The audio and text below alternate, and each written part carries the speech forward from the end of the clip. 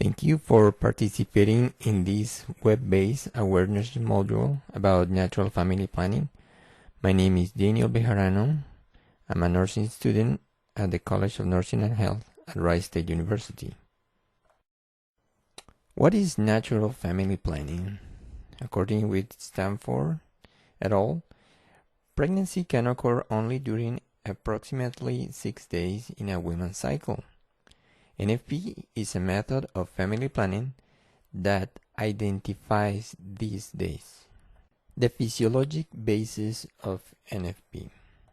Ovulation. It's the moment when the ova ruptures into the pelvic cavity. This graph shows the pattern of the two ovarian hormones, estrogen and progesterone, as they change throughout the menstrual cycle.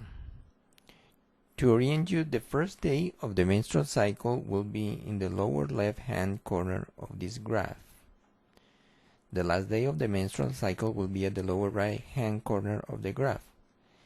The day of ovulation is shown by the vertical dotted line in the middle.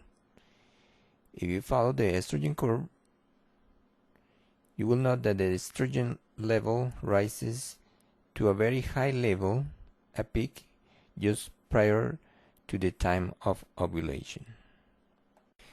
These are actual photos of the cervix and the changes it goes through during the time of ovulation. You can see the flow of mucus that is prominent under the influence of estrogen. After ovulation, under the influence of progesterone, this flow of mucus is absent. This slide reveals a very important function of the cervical mucus in human fertility. It illustrates the map of the cervix. To orient you, in the top of the slide, above the cervix, will be the uterus. Below the cervix, in the bottom of the slide, are the walls of the vagina. On the left side of the diagram is a very characteristic type of cervical mucus that is only produced when the estrogen levels are rising or are very high.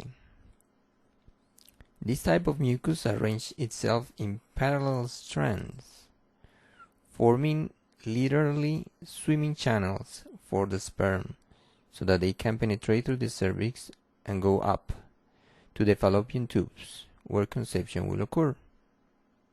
On the right, this type of mucus is produced when estrogen levels are very low or when the progesterone levels are rising and very high. This type of mucus is thick, dense, and in fact acts as a barrier to sperm penetration. These are actual microscopic photographs of the two types of cervical mucus. You can see the channels present in the type E, and in this case, running from the lower right to the upper left portion of the picture, you can see the channels. The type G, on the other hand, is thick and dense. You can imagine this picture to be a stone wall barrier to sperm penetration. Contraception effectiveness terminology. After a research effort regarding effectiveness of a method, the most obvious result is how many unintended pregnancies occurred during the study. The result is usually expressed in a percentages of pregnancies during 1 year of use. When the reported percentage of pregnancies is related to how well the user follows letter by letter the directions of use is reported as perfect use. When the percentage of pregnancies is related to a typical user, for example, one that forgets to take the pill one day or uses a day of fertility in a modern method of NFP, is reported as typical use. The symptothermal method, besides the use of the cervical secretion, which is considered the cornerstone for the modern methods of NFP, it uses the basal body temperature. After ovulation has occurred, the rise of progesterone causes the basal body temperature to increase. At the end of 3 days of sustained increase in temperature, the fertile period of the woman is considered to be over. Reported by Frank Herman in 2007, the perfect use was 0.6 and the typical use was 1.8. The 2-day method uses 2 questions. Did I observe cervical secretions today? And did I observe cervical secretions yesterday? If the answer to either of these questions is yes, the user avoids having unprotected intercourse. The study included women from Peru, Guatemala, and Philippines, and the perfect use of this method was 3.5.